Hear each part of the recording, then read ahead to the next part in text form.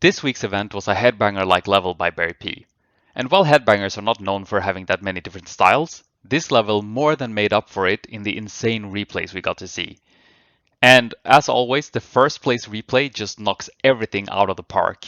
So stay tuned, watch some replays as we work our way up and see the replays get smoother and smoother and faster until we get to that number 1 spot, which is just insane. The level overall is very simple. As you can see, it's basically just starting up here and working your way all the way down through this Z-like structure. And as in any headbanger, it's mostly downhill and some sections more flat, some sections very steep. And it's just about finding a way to A, not hit your head, and B, not lose speed. So keeping your speed all the way throughout, brake as little as possible, get stuck as little as possible on these spikes, and just get the fastest time possible. And as always, we'll work our way up through the results. And we see some times here starting around 1 minute, coming into the sub-minute category. And as we near our way to the top 10, we see we're getting below 50 seconds as well. So somewhere around here, it starts plateauing a little bit, around 49 something. And I figure we'll start taking a look, as always, from the top 10 and up. So we'll take a look at Immo's replay at 49.15 and see how this level actually plays. So Immo starting here, already using these spikes to get some pushes from them to get more speed. And as you can tell, the start will always be fast because it's the part you play the most. And just so quick, vaulting anywhere to avoid the spikes or even use them to push. Coming up here to the first wall, braking, guessing a little bit in the roof here.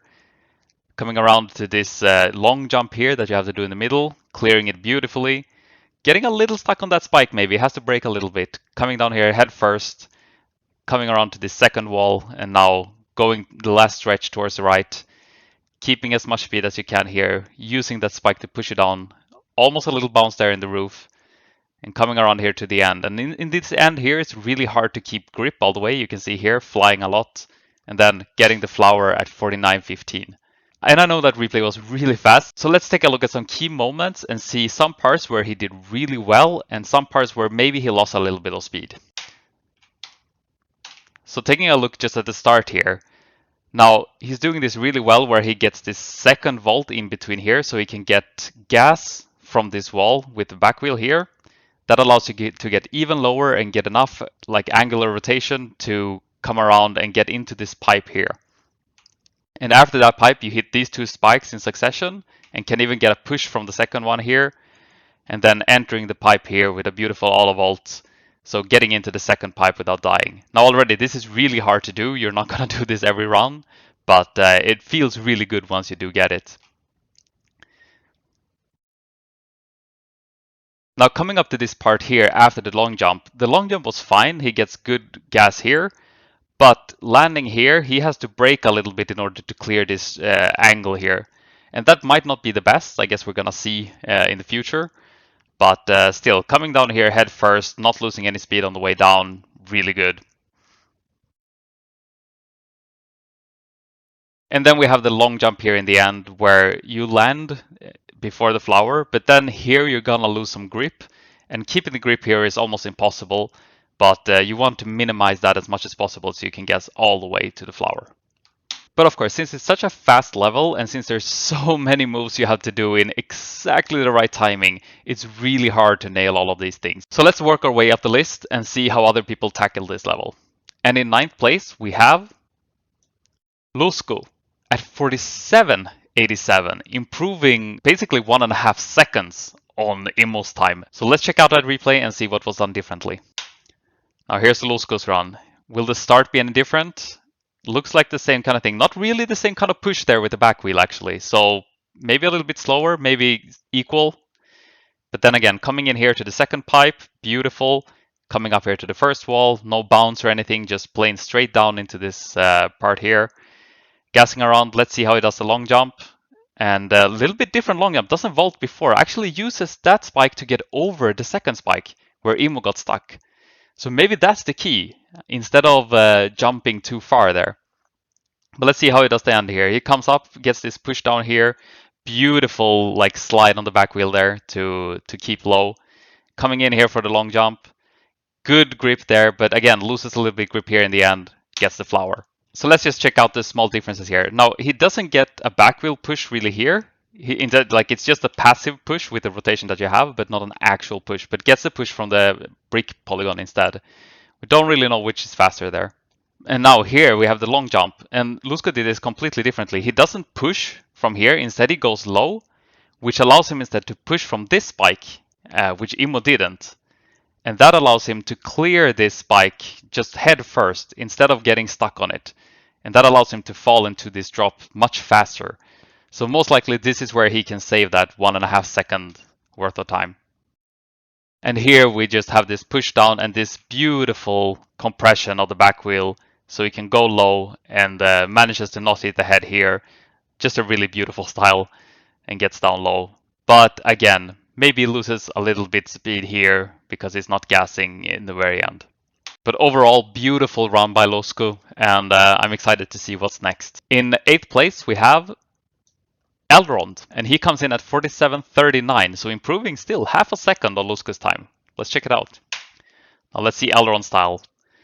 Coming around here, doing basically the same start, getting the push from the brick polygon as well, instead of the straight down edge with back wheel. Coming in here for the second pipe, looks fairly similar to Luzco's run, I would say. Uses just a break here at the wall, coming around here. Now let's see how he does this long jump.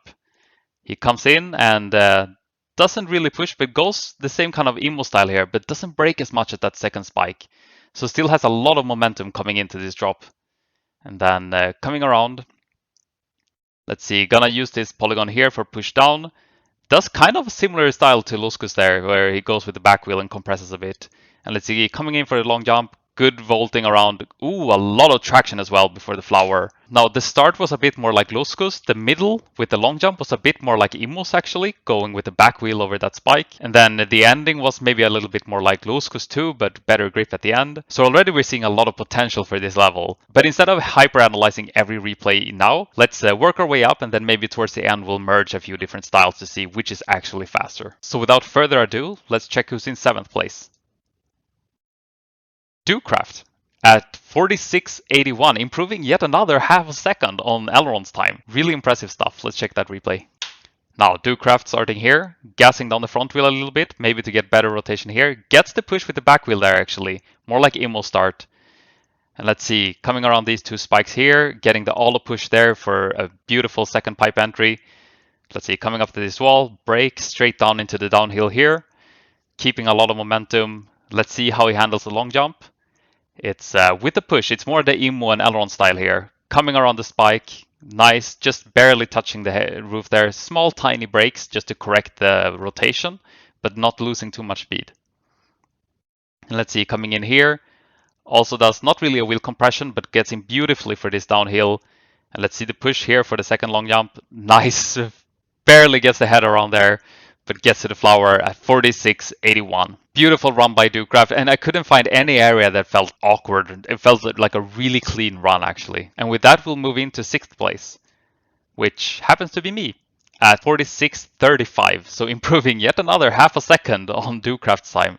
Now, I'm in the same team as Elrond, so most likely I'm gonna have a similar style. And coming around here, I get the push with the back wheel there. Coming in for this first pipe entry, Bjenn just rotating here, all a push for the second one, getting in here to the second pipe. So far not losing too much speed. Coming around here, gas in the ceiling, gas on the floor, gas in the ceiling, gas wherever you can. Slight push there to get around this spike. Just tiny breaks where you need to correct the rotation. Coming into the second wall here. And then coming in for this last part where I believe you can lose or gain a lot of time. I'm doing a little bit more like a Luzco turn there with wheel compression.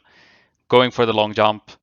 Let's see, gets a small push here. Actually lose a lot of grip towards the end. But I think I had a fast enough mid to make up for that ending, because my mid was very clean, but the ending was actually pretty bad. But regardless, I was happy with that time. I mean, it was my best time, but it didn't get me into the top 5, so expect even better replays from now on. And in 5th place, we have barryp, the creator of the level actually. barryp beats my time with only 0.09 seconds this time. So let's see his replay and see if he did anything differently. Now barryp, starting here, getting these first Olo vaults here to get speed. Gets the push from the brick polygon, not the straight edge polygon. And coming around here for the 2 spikes, and then the pipe entry here. Beautiful, can keep a lot of speed throughout this part. Coming down here, a little bit different break at the wall actually, a bit lower on the wall. And then coming in for the long jump here, he uses this spike and goes head first here and just pushes straight down from that ceiling. It's a completely different mid style. And coming up here towards the end and pushing down here. And let's see the long jump. Gets a nice push from there.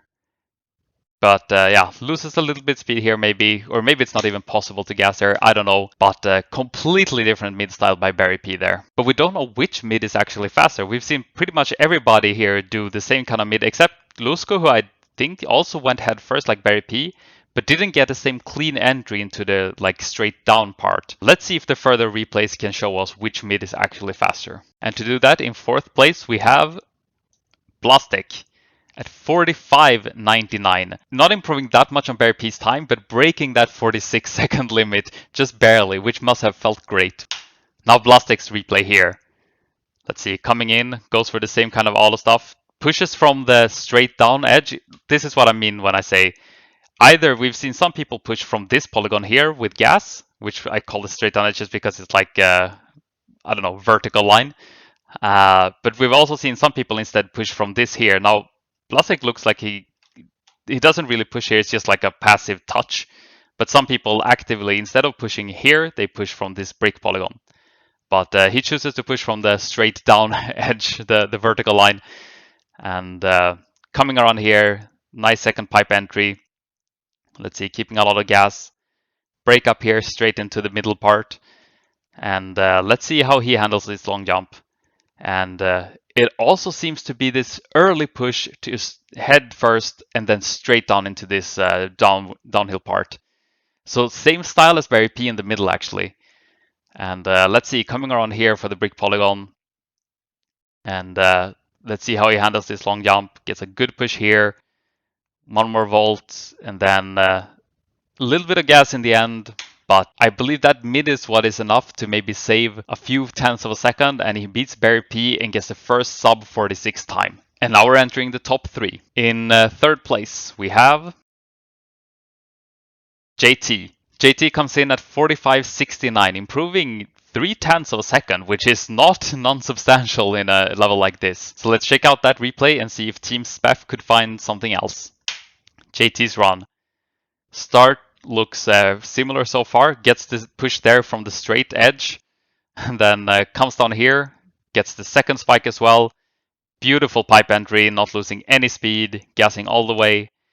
No fancy bounce or anything, just comes down here for the downhill, gassing in the ceiling, gets a little bit different vaulting in here, and goes wheel first over here, but gets into head first and barely gets into that drop. And maybe even touches the corner of that spike a little bit.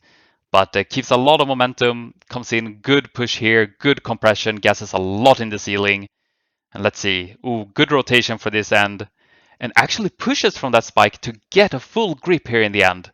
And comes in at 45.69. So here we saw a mid that was, I don't know, maybe a little bit slower than Blastex because it felt like he maybe lost a little bit of time. But that end looked really clean with that extra push to gas in the ceiling and get in for a really good grip before the flower. So that's going to be interesting to see if maybe you can combine a better mid with that end and then maybe you will get an even better time. And let's see, maybe the next replay can answer that question. Because in 2nd place we have Niels. Team Spef as well, JT and Niels are playing this cup together, so it's not surprising to see them having similar time, and Niels comes in at about 0.2 faster than JT. Now Niels' run. Let's see, is it gonna be the same double olo and then push here? It is, exactly similar to JT's.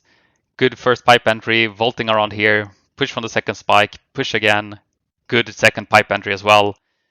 Gassing all the way. No bounce, no nothing, just straight down, but early on that hill to gain as much momentum as possible. Then let's see here. Push with a small amount of brake here, and to come into this head first and straight down into that downhill, keeping so much speed.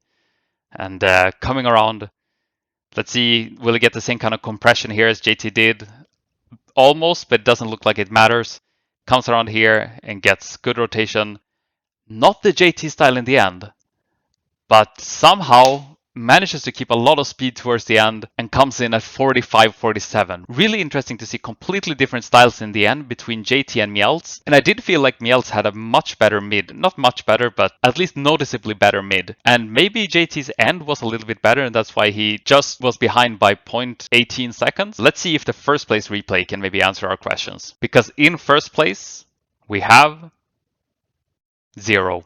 Again, it's 0 coming in first place. And the time, 44:48, improving a full second on Niels' time, which is just mind-boggling. Look, from second place to sixth place, we've improved 1 second. I came in at 46:35, Niels had 45:47, so not even a full second between here. And then 0 with just one run on his own comes in and demolishes that time, improving a full second between first and second place, which is, I don't even know what to say. Let's check out the replay first, and then maybe we can analyze something, but this is just crazy for a level like this. So here we have Zero's run. Let's see, is there anything different in the start? Double hollow, push with the back wheel. So far similar. Good first pipe entry, even gets a little bit of push for speed. Let's see, hollow push here. Second pipe entry, very smooth. Not losing any speed, looks like he has a lot of speed already. Coming in here, gassing in the ceiling. Let's see, volts around here, gets a little bit of push there. Same kind of brake push there as Niels had. And not head first, but somehow gets into that downhill anyway. I'm not really sure how he did that. And let's see, coming around here, going low before this push. Good compression, gassing all the way in the ceiling there. Coming in here, lot of rotation. And yeah, pushing up to the ceiling. Good grip all the way throughout the end, and just 1 second faster than anybody else. It's just insane the stuff that Zero can do. But I think we saw some patterns in his replay that we saw in previous replays as well. He just managed to find the perfect combination of all the different styles. Because overall it felt like he picked the best ending from JT's wreck. And then he picked the mid style, or the setup for the mid style from Niels with the brake push with the front wheel. But then found his completely own way of entering that downhill after that brake push. And he just managed to keep so much speed throughout the whole level. And actually maybe we should merge Niels' and JT's first, just to see how their styles compare, and then see Zero's replay as a combination of those two styles. So here we have the two replays between Niels and replay. Again, JT has no shirt, so here we're seeing Niels in the M shirt and JT in the just normal Kuski shirt. Both getting the back wheel push here, and then JT actually picking up a tiny lead. Good entry into the second or the first pipe here. Coming around here for the two spikes. JT actually still in the lead a bit, gas in the ceiling, and then this hollow push here to not get too much rotation, so you can just barely make it into this second pipe. And so far JT actually has a pretty big lead on Niels, so maybe this is where Zero could save some time as well. And let's see, gassing here, and I believe, did they do the same kind of style here? Yeah, Niels just has a little bit of brake there to get more rotation, and because maybe he had more speed, as you can see Niels is now passing JT here. And then let's see, this entry here, when you just look at this like here, it feels like, okay, now they're gonna shift their leftwards momentum to straight down momentum, and they're just gonna crash into this spike here. But because they have so much speed towards the left, they can compress their wheels. And as you can see here, Niels doesn't really have time to start bouncing back with that compression. So he is still basically compressing here, so he still has some leftwards momentum once he actually exits, and you will see the same for JT here. Like, if they had not been as fast, the compression wouldn't have lasted that long, and they would have started bouncing back towards the right. But because of their high amount of speed, they're still compressing, so even after clearing that spike and driving on the wall, they're still moving a little bit towards the left. And that's why they can both just barely clear this corner. You see JT couldn't really clear it, he got a little bit stuck on that spike, and we saw that even in the replay, because everything is so smooth, and then all of a sudden you just see a tiny push and like a little bit loss of momentum. But still beautiful entry by both, and you can see JT here just clearing that corner and being able to gas. If he couldn't clear the corner, he would just get completely stuck and then it's run over basically. But yeah, Niels keeping a lot of lead here, and they do actually a little bit different style here. So because JT gets a weird rotation here, he has to go head first, whereas Niels can just drop down and go head first over the second spike. And I believe that will save him a little bit more time as well, because he can gas a little bit more on the wall. But, well, actually, JT is catching up, so I don't know. But then let's see here. Uh, JT actually has more speed coming out of that wall, and it's basically catching up to Niels here. So let's see if maybe the end is different. Notice how JT gets a much lower. Niels touches with the front wheel here, which actually costs him a little bit of time. So he slows down a little bit, whereas JT, if you look behind, doesn't touch with the front wheel on this bike, just gets a beautiful push here on the other side of it. So he just gains momentum from that push, whereas Niels loses a little bit. So here we see JT actually maybe passing Niels. And I thought that ending by JT would be faster than Niels' ending. But turns out that, well, JT now is behind because he did a push, but he gets more grip because he did that push. But I guess Niels' run here was just so clean that even though he doesn't get this full grip, he could push down here. Look, notice how he pushes down maybe more than he needs to here. So even his back wheel loses a little bit of grip straight after the push. You can, I don't know if it's really hard to tell, but because he pushes one extra time, you can see here, his back wheel actually pops up a little bit here. So technically pushes too much because you never want to lose traction, but that allows him to have some more downwards momentum into this downhill here, so he can get the back wheel going and still get some grip and beating JT. So really interesting. I didn't actually notice that JT's ending was maybe not faster per se. It was a different kind of ending, but he had more speed coming into it. But I remember myself from playing it, like the whole level was pretty hard to get a decent run. Like the start you got fairly well. The middle here was really hard to get a good entry into this part here. And as we saw, there were so many different ways of doing it. And I didn't realize you could actually just drive on this wall and still clear this spike. But yeah, if you have enough speed, it was possible. But especially here at the end. Now this long jump, getting the right kind of push. Actually, like even from here, getting a good push here, you had to have like perfectly controlled lean back here to not just drive straight into this. So lean back before, push down, getting not like a bounce or anything here, getting a good angle up into here with that kind of wheel compression that we saw Lusco doing first and we saw subsequent players doing. And then just getting a good grip all the way here and then getting the rotations here was really, really, really hard. You have to get like just the right amount of push from this polygon here. And we saw JT and Niels doing it differently. I don't think that's intentional. It just depends on everything before. How is your rotation? How is your speed? That all comes into how you choose to do this vaulting at the end. But pushing from this polygon in order to clear all of this. So for instance, if you push too far here, you're not gonna be low enough to get a good push here, and then you're not gonna clear this. So it's so much and so many details at that speed, which is really hard. But then we see JT going up into the ceiling so that he can push down and gas all the way here. Whereas Niels instead just goes slow, gets a push here, and then still manages to get decent grip on this final stretch and then goes to the flower. But of course, let's do a final merge of Zero's and Niels' runs and see where Zero could even save 1 second. Because if it was not in the end, then where the hell does he save the time? And here we go. Zero in the green shirt, Niels in the black shirt, and let's check it out. Now, a little bit different vaulting in the start, but it amounts to pretty much the same thing. And first pipe entry, really good. Second pipe entry, beautiful. And I want you to check this out because I noticed that Zero's push, when he exits this pipe, gives him a perfect landing to gas with the back wheel. And I don't really actually remember Niels' replay, but I just want to show it. So we'll go actually maybe like slow motion. So notice this, Zero is already a little bit in the lead, but notice how he doesn't push down from the ceiling instantly. Like his head right now is going towards the ceiling. Well, he actually keeps the pipe pretty straight, but as you can see, for instance, on Niels' head here, it's like a slight moving towards the ceiling. So your instinct is to, well, first of all, gas with the back wheel, which they both are doing. But Niels is gassing with the back wheel, but his head is still moving towards the ceiling. So the instinct is to push away from the ceiling as soon as you can. But notice here how Zero exits this pipe, and he doesn't start pushing instantly. Niels has actually already pushed. Zero pushes here. See, Niels is behind Zero, but he pushed before. And as you can tell from this, Zero will stay higher for a longer time, whereas Niels, see, he's already letting go of the ceiling. Zero is still gassing in the ceiling. And look at this. Zero manages to land without hitting this second spike here, whereas Niels touches the second spike.